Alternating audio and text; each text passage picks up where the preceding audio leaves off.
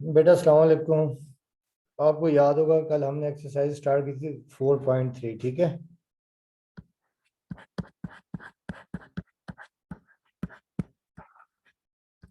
Exercise 4.3 और इसमें हमने कल स्लोप निकालने का फार्मूला सीखा था, ठीक है। तो आपको याद होगा स्लोप का फार्मूला ये होता था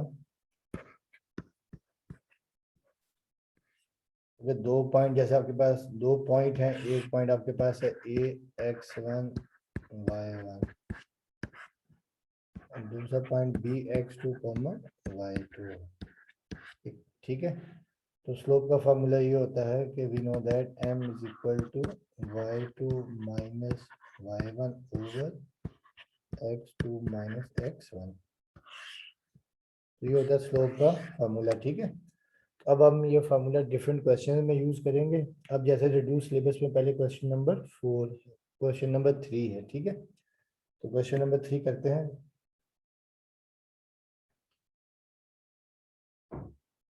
क्वेश्चन नंबर 3 ये है कि by means of slope show that the following points lie on a same line.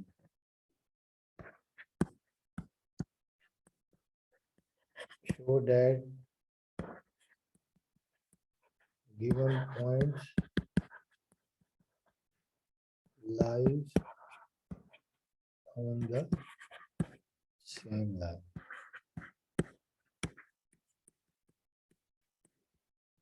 ये हमें जो है ना स्लोप के फार्मूले से प्रूव करना है कि जो गिवन पॉइंट्स हैं ये एक लाइन के ऊपर मौजूद हैं, ठीक है। और इसका जो है ना ये पार्ट दिया हुआ कौन सा पार्ट आपके पास है डी। ये 3 पॉइंट है a, 2 भी और फिर c, a प्लस बी और फिर है 2c माइनस a, 2a।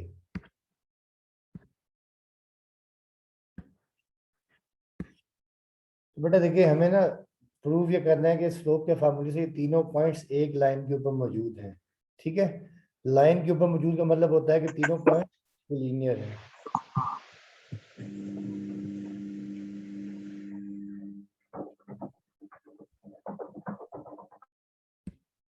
इन्हें हमें प्रूव ये करना है तीनों पॉइंट्स जो है ना, तीनों पॉइंट्स हैं a, 2 B, c, a plus B और 2c minus a, 2a lies on a same line. तो lies on a same line का मतलब होता है collinear. Lies on the same line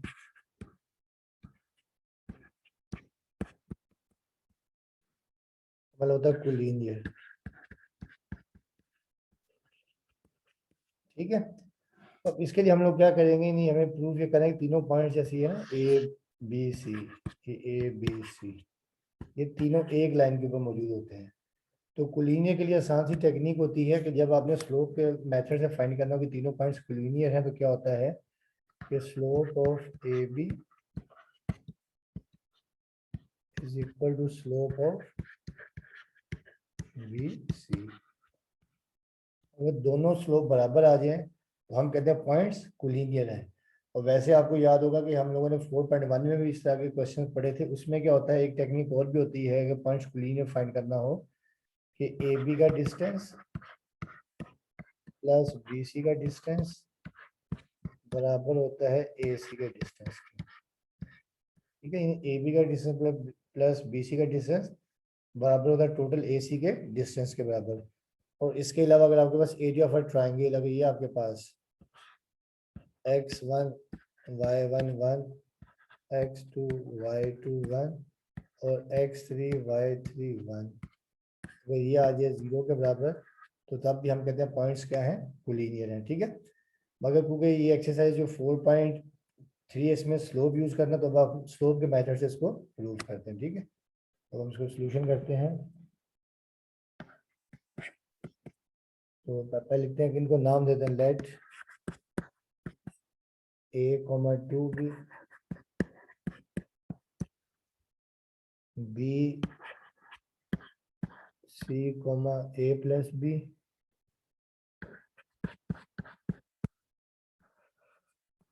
and C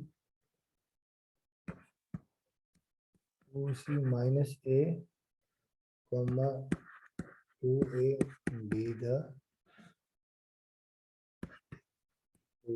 three linear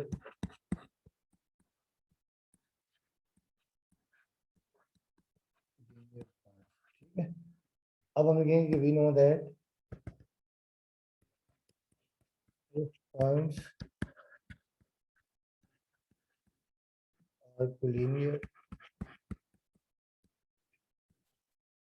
then क्या होता है slope of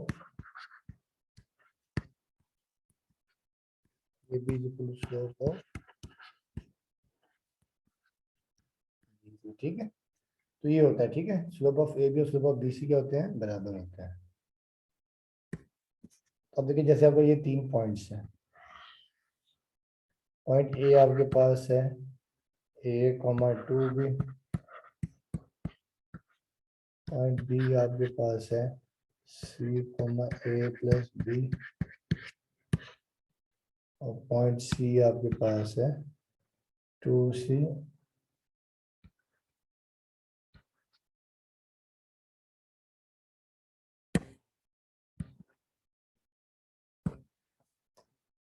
point C आपके पास है 2C माइनस A, 2A ठीक है। और हमें ये प्रूव करेंगे तीनों पॉइंट्स क्या हैं, कोलिनियर है। अब हम क्या करेंगे, by using slope formula we get, अब हम यहाँ लिख देंगे बाय यूजिंग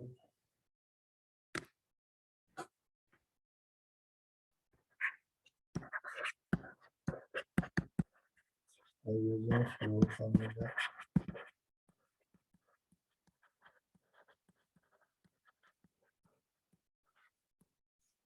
स्लोप का फॉर्मूला आपको याद ही होता है कि m is equal to y2 minus y1 over x2 minus x1।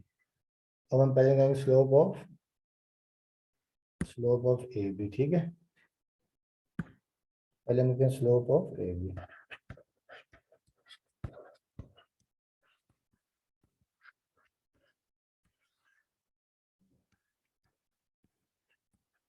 हम से m1 कह देते हैं ठीक है। तो slope of A B therefore क्या आ जाएगा, देखें m1 आ जाएगा, देखिए ए बी, तो slope of A B, A आपके पास x1 y1 है, बी आपके पास x2 y2 है, तो y2 आपके पास देखिए क्या आ गया a plus B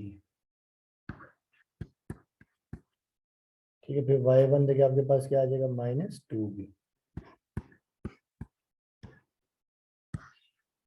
over x2 आपके पास है c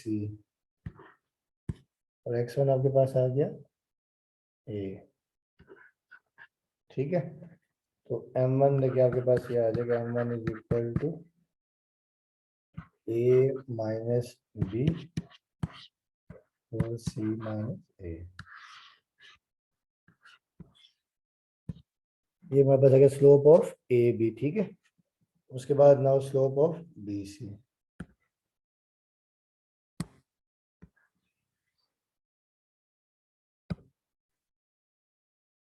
नाउ स्लोप ऑफ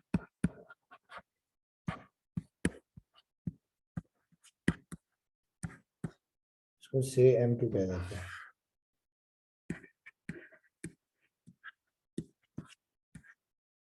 ठीक है। अब बी के कोऑर्डिनेट्स हो जाएंगे x1 y1 और c के x2 y2। तो पहले आ गया y2, y2 आपके पास 2a है ठीक है। फिर माइनस y1 आपके पास a plus B divided by x2 आपके पास 2c माइनस a और y1 आपके पास क्या है, y1 आपके पास y2 माइनस y1 और x2 माइनस x1, तो x2 आपके पास 2c माइनस a है और x1 आपके पास c है, तो m2 आपके पास आ जाएगा देखिए 2a minus b divided by देखें अब 2c में से c क्या बचेगा, c माइनस a। m2 आपके पास क्या जाएगा, 2a में से क्या, तो a माइनस b और divided by c minus a। तो देखिए दोनों स्लोप बराबर, m1 और m2 दोनों क्या है, बराबर है। तो अब हम यहाँ लिख लेंगे since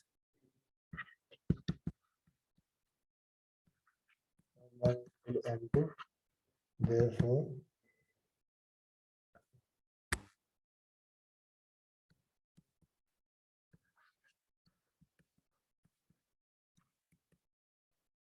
point lies on the same line। ये प्रूव हो गया, ठीक है। तो ये करना था आपने, अगर ये पूछते हैं कि नहीं कि कोलिनियर है, तो कोलिनियर का मतलब यही होता है, lies on the same line. तो ये क्वेश्चन नंबर आपके पास 3 था। अब आ जाए question number 4।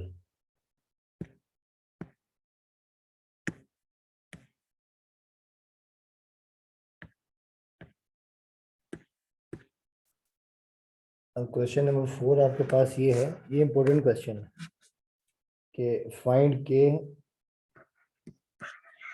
find k so that the line joining a 7,3 b k minus 6 and the line joining c minus 4,5 and d minus 6,4 आप पैरेलल हैं। फिर नेक्स्ट टाइम में क्या है, परपेंडिकुलर है। अब हमें k की वैल्यू फाइंड करनी है कि जब दो लाइनें पैरेलल हो और फिर दो लाइनें लाइन दोनों लाइनें पैरेलल हो, फिर क्या हो, परपेंडिकुलर हो। तो आपको याद होगा लास्ट टाइम मैंने बताया था, ये प्रूव भी किया था, if two lines are parallel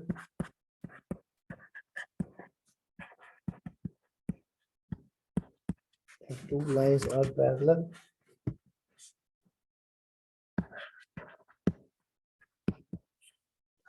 तो क्या होता है कि m1 is equal to m2 होता है, दोनों के स्लोप क्या होता है, इक्वल होता है, ठीक है। और if two lines are perpendicular, ये परपेंडिकुलर का साइन है, तो क्या होता है m1 मल्टीप्लाई बाय m2 क्या होता है, -1। दोनों का प्रोडक्ट -1 होता है और m2 is equal to -1 over m1 होता है, ठीक है, ये भी बात। तो अब हमें क्या करना है, k की वैल्यू फाइंड करनी है। एक दफा क्या है, लाइंस क्या पैरेलल और फिर एक दफा लाइंस क्या परपेंडिकुलर है, ठीक है। तो ये हम देखते हैं। अब देखें आपके पास दो लाइंस दी हुई हैं जो पॉइंट से पास हो रही हैं। पहली लाइन पास हो रही है 7,3 एंड बी, ये जो क्वेश्चन नंबर 4 है, जो पहली लाइन L1 है, ये पास हो रही है किससे, ए 7,3 एंड बी के -6। दूसरी लाइन जो L2 है वो पास हो रही है सी -4,5 एंड डी -6,4। आपने यहाँ पे जो k है, ये इसकी वैल्यू फाइंड करनी है। एक दफा लाइंस क्या पैरेलल है, एक दफा लाइंस क्या परपेंडिकुलर है। तो पहले स्टेप में हम लोग लिखते हैं सॉल्यूशन में, क्वेश्चन आप खुद लिख लीजिएगा, ठीक है। पहले हम यहाँ लिखते हैं कि लेट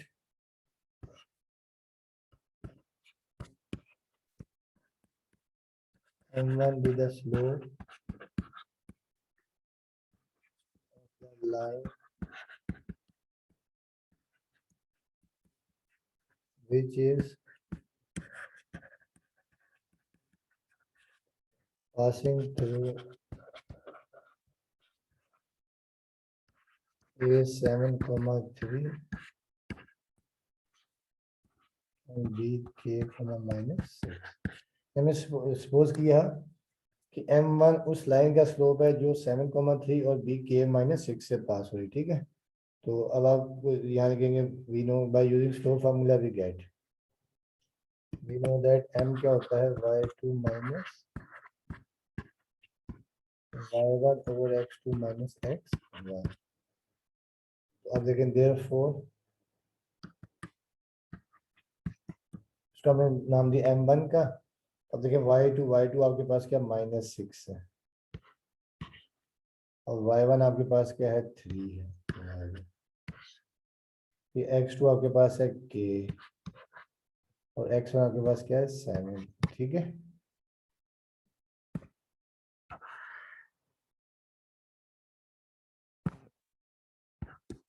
तो यहाँ से आपका m1 क्या आ जाएगा, -6 -3 -9 ओवर k -7। तो ये मेरे पास आ गया m1, ठीक है। जो लाइन पास हो रही है ए, 2 पॉइंट्स ए बी से, ठीक है। अब हम निकालेंगे स्लोप ऑफ बी से।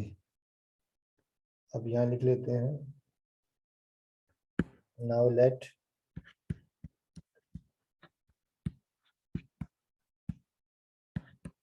m2 be the slope of a line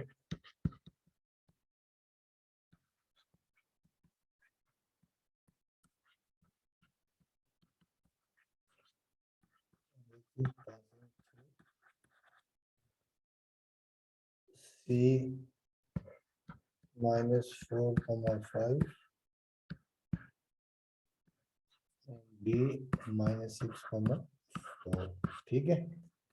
तो हमने सपोज किया कि m2 उस लाइन का स्लोप है जो पास हो रही है -4, 5 और D -6, 4 से। तो अब आप यहाँ लिखेंगे therefore m2। अब देखिए y2, तो y2 आपके पास है 4 और -y1 आपके पास क्या है 5, ठीक है। यानी x1 y1 हो जाएगा c के कोऑर्डिनेट्स और x2 y2 d के कोऑर्डिनेट्स। तो y2 4 है, y1 5। फिर x2 आपके पास है -6 और x1 है -4,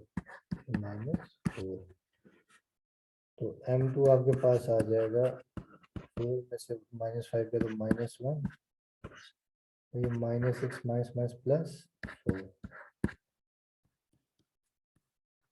m2 आपके पास आ गया -1 ओवर -2, माइनस कट कर दें तो m2 आपके पास ये आ जाएगा,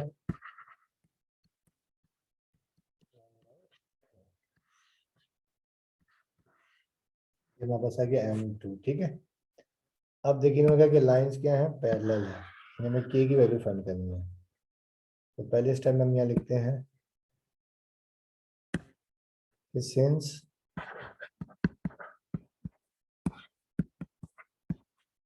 lines are parallel therefore m2, ठीक है। अब देखिए m1 आपने ये निकाला है, m1 आपके पास है -9 over k -7, -9 over k -7, -9 over k -7, m2 आपके पास है 1/2 है। तो क्रॉस मल्टीप्लाई करें 9 to the -18 k -7, -18 7 को यहाँ ले आते हैं इक्वल टू k, -18 में 7 का तो कितना आ जाएगा 11, ठीक है। -11 तो यहाँ पर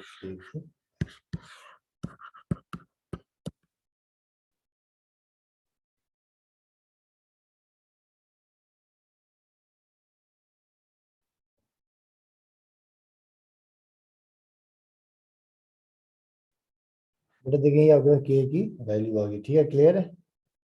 ये था इसका पार्ट 1 था, ठीक है। अब पार्ट 2 में क्या इन्होंने कहा कि लाइन परपेंडिकुलर है, तो आपने सेम ऐसे ही करना है, ए बी का स्लोप m1 ले लेना है, बी सी का स्लोप m2 ले लेना है, ठीक है। और पार्ट 2 में क्या कर लेंगे आप यहाँ पर, अब जिसका पार्ट 2 है लाइंस का परपेंडिकुलर है, तो यहाँ लिखेंगे सिंस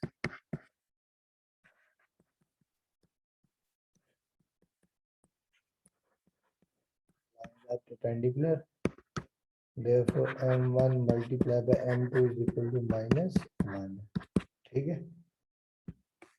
तो अब आपने m1 की वैल्यू निकाली है -9 ओवर k -7,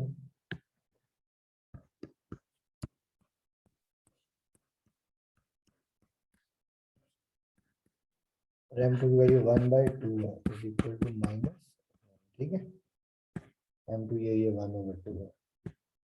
अब इन्हें सिंप्लीफाई कर लेंगे, ये आपके पास आ जाएगा पहले -9 और ये 2 के 2 7 -40 is equal to minus, multiply कर लिया तो ये आ जाएगा -9 इज इक्वल टू -2 के और ये +40, ठीक है। तो फिर क्या करते हैं कि 2 के को लेफ्ट पे जाते हैं, 2 के इज इक्वल टू 14 और +9, तो यहाँ से आपको k की वैल्यू आ जाएगी, 2 इज इक्वल टू 14 + 9 23, k की वैल्यू आ जाएगी 23/,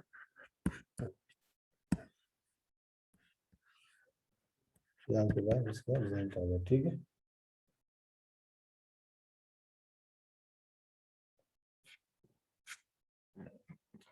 ये था क्वेश्चन नंबर 4, ठीक है। अब हम लोग करते हैं क्वेश्चन नंबर 5, ठीक है। क्वेश्चन नंबर 5 देखते हैं।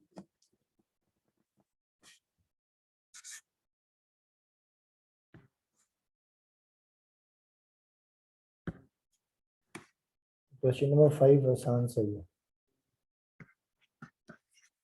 क्या कह रहे हैं, using slope show that the triangle with vertices A B and C is a right triangle. अब हमें ये प्रूव करने तीनों पॉइंट्स मिलके एक राइट ट्रायंगल बनाते हैं और बाय यूजिंग स्लोप फार्मूला, ठीक है। तो पहले यहाँ मैं वर्टिसेस लिख लूँ, उसके बाद फिर आपको समझाता हूँ। मतलब वर्टेक्स ए आपके पास है 6,1, बी आपके पास है 2,7 एंड सी आपके पास है -6,-7। बेटा आपको याद होगा राइट एंगल में एक एंगल बनता है 90 का, ठीक है। राइट एंगल 90 का, 90 का मतलब ये है कि दो लाइनें क्या होती है, परपेंडिकुलर होती हैं, ठीक है। जैसे आपके पास ये है ना, देखिए ये राइट एंगल ट्रायंगल, देखिए जैसे फॉर एग्जांपल ये स्लोप m1 है, ये स्लोप m2 और ये स्लोप m3 है। आपको याद होगा जब दो लाइनें परपेंडिकुलर होता है उनका स्लोप दोनों का प्रोडक्ट क्या होता है, -1 होता है, ठीक है। या एक का स्लोप दूसरे के रेसिप्रोकल होता है और साइन चेंज होता है, ठीक है।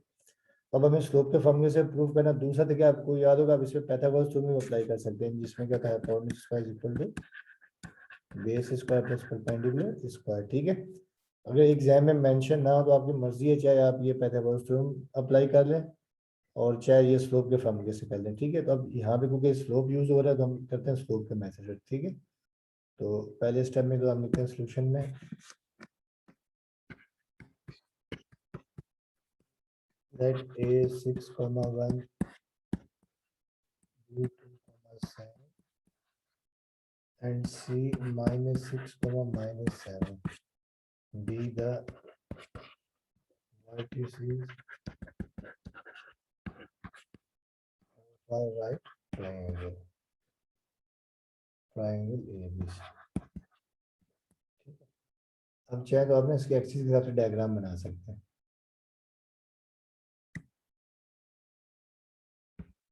ये मैं डायग्राम बना रहा हूँ,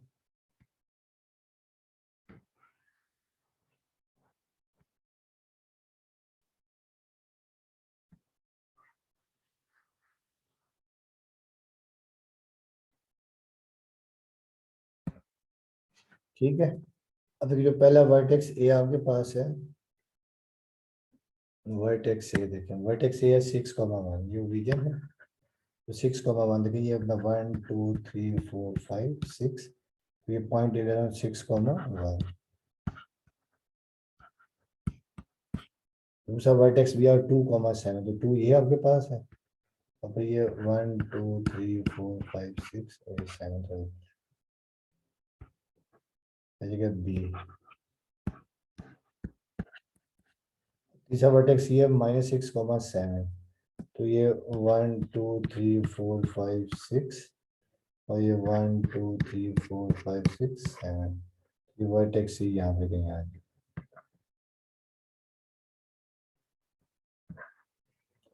आ गया आपके पास -6, माइनस, तो हम इनको ज्वाइन करते हैं।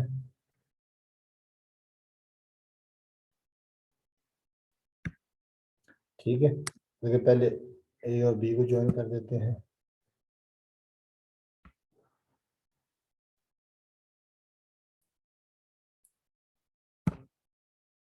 ठीक है, फिर हम बी और सी को ज्वाइन करते हैं।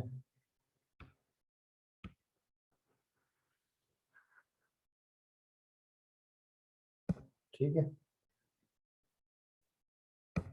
और फिर हम सी और ए और सी को ज्वाइन करते हैं। ठीक है, ये ट्रायंगल बन गई ना, ये ट्रायंगल बन गई है। और अब हमें प्रूफ करने की क्या है, राइट एंगल ट्रायंगल बना रहे हैं। ठीक है, तो राइट एंगल ट्रायंगल मैंने आपको बताया कि क्या होता है कि ट्रायंगल, राइट एंगल ट्रायंगल में दो के स्लोप क्या होते हैं,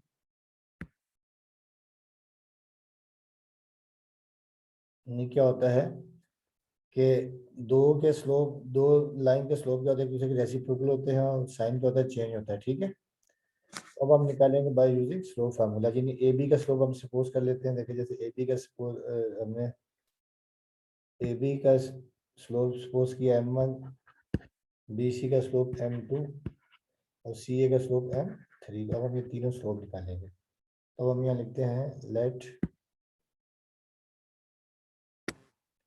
let m1 be the slope of AB। ठीक है, तो वी नो दैट स्लोप का फॉर्मूला आपको याद ये होता है कि we know that m is equal to y2 minus y1 over x2 minus x1। अब देखिए therefore slope of A B m1 आपके पास ये आ जाएगा। देखिए ए आपके पास ये है, ए कोऑर्डिनेट्स आपको याद है ना, ये है 6,1 है,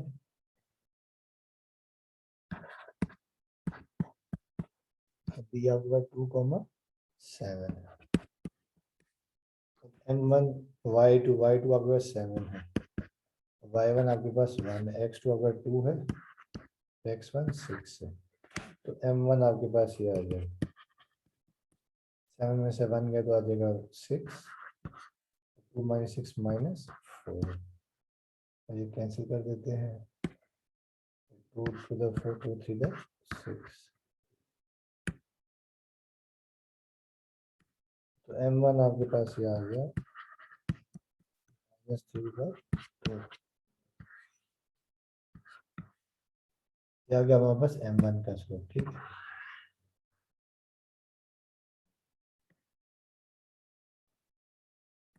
अब हम यूज करते हैं let into be the slope of। ठीक है, अब यहाँ आपको पता है कि b आपके पास ये है,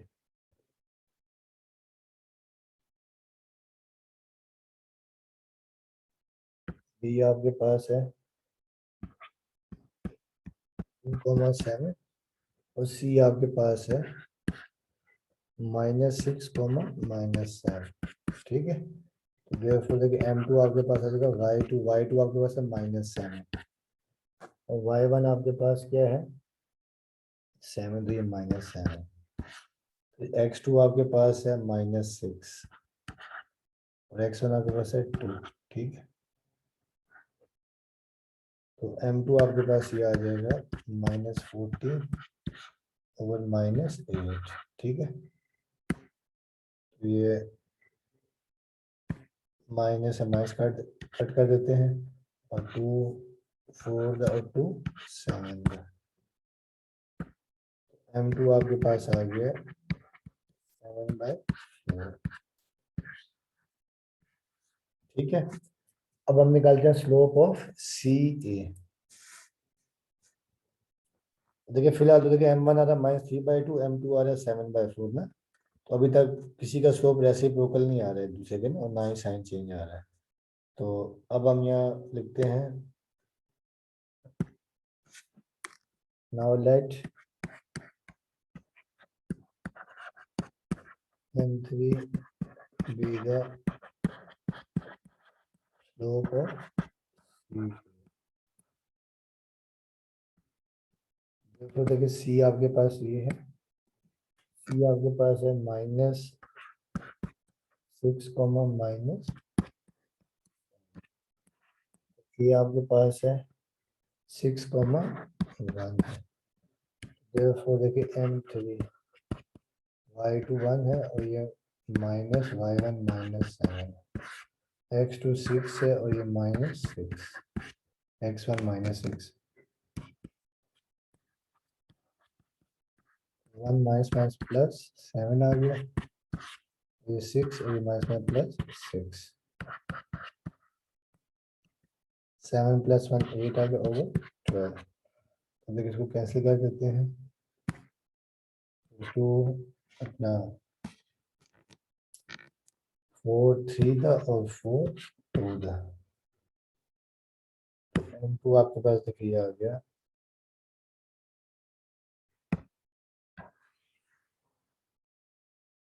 सॉरी M3 आपके पास ये आ जाएगा 4/। अब आप यहाँ देखें जो M1 है वो -3/2 है, ठीक है। M1 देखिए -3/2 है, इन इंडियोग्राम डायग्राम में देखें तो M1 जो है आपके पास M1 है -3/2, ये आ गया -3/2। उसके बाद देखिए M2 आपके पास है 7/4, ये आ गया 7/4। और फिर देखिए आपके पास M3 ये आ गया 2/3। बट देखिए कहने का मतलब देखिए ये जो दो लाइन है देखिए M1 और M2 ये आपस में क्या है परपेंडिकुलर, लेकिन ये जो है यहाँ पे 90 बराबर है, ठीक है। तो अब देखिए यानी M1 आ रहा -3/2 और M2 आ रहा 2/3, तो आप यहाँ लिख सकते हैं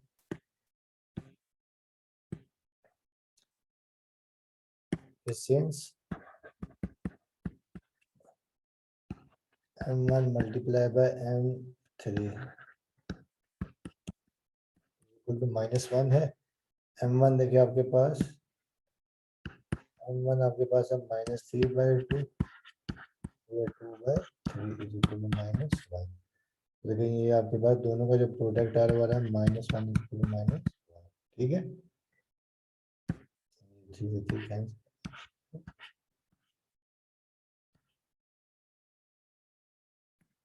ठीक है, दो का जो स्लोप दोनों दो के स्लोप का जो प्रोडक्ट हुआ है -1, तो आप क्या निकले हैंस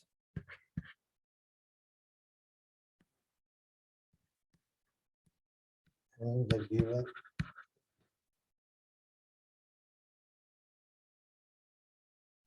and the given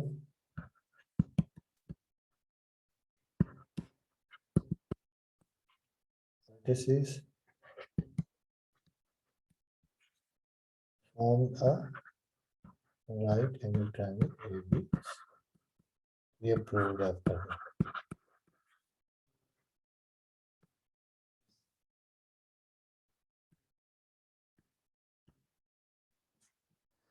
बच्चों कुछ समझ में आ रहा है? हमजा समझ में आ रहा है आपको? Yes sir. आप कौन सा सेक्शन में हो? सर सी में हूँ मैं। चलिए यहाँ यहीं तक रखते हैं। बाकी ये क्वेश्चन नंबर 6 भी आसान सा ही है कि 3 पॉइंट्स गिवन है, चौथा वर्टेक्स फाइंड करना पैरेललोग्राम से ना। क्वेश्चन नंबर 4 जो स्टार्ट किया था उधर से दिखा दे। जी क्वेश्चन नंबर 4। क्वेश्चन नंबर 4 ये मैं लिंक सेंड कर दूंगा ना, वहां देख लीजिएगा। 4 में आपको कहा था कि दो लाइनें हैं, 2 पॉइंट से वो यानी एक लाइन 2 पॉइंट से पास हो रही है, दूसरी लाइन भी 2 पॉइंट से पास हो रही है। तो आपको कहते हैं एक दफा लाइन पैरेलल है, एक दफा लाइन परपेंडिकुलर है, के की वैल्यू फाइंड करनी है। तो आपने M1 स्लोप ले लिया, लाइन L1 जो A और B से पास हो रही है स्लोप के फार्मूले से, ठीक है। और दूसरा आपने स्लोप निकाल लिया है L2 का स्लोप के फार्मूले से, ठीक है। L2 का ये आ गया 1/2। अब इन्होंने कहा कि आपने के की वैल्यू फाइंड करनी, एक दफा लाइन पैरेलल है, जब लाइन पैरेलल होती है दोनों के स्लोप इक्वल होते हैं, M1 = M2। तो आप यहाँ से के निकालिए, आपने M1 की वैल्यू पुट कर दी और M2 की वैल्यू पुट कर दी। और फिर उन्होंने कहा कि लाइंस परपेंडिकुलर है, तो परपेंडिकुलर जब लाइन होती है दोनों दोनों के स्लोप का प्रोडक्ट होता है -1 के बराबर। तो m1 आ गया -9/k-7 m2 1/2, इनको मल्टीप्लाई करके सॉल्व कर लिए, k की ये वैल्यू आ गई। ठीक है, तो ये है आसान सा, बाकी इंशाल्लाह जो है ना नेक्स्ट क्लास में करेंगे। ठीक है, ओके सर। ये मैं लिंक सेंड कर दूंगा, वहां से आप देख लीजिएगा। और ये चैनल को सब्सक्राइब भी कीजिएगा भाई, आपने अभी तक लगता है नहीं किया।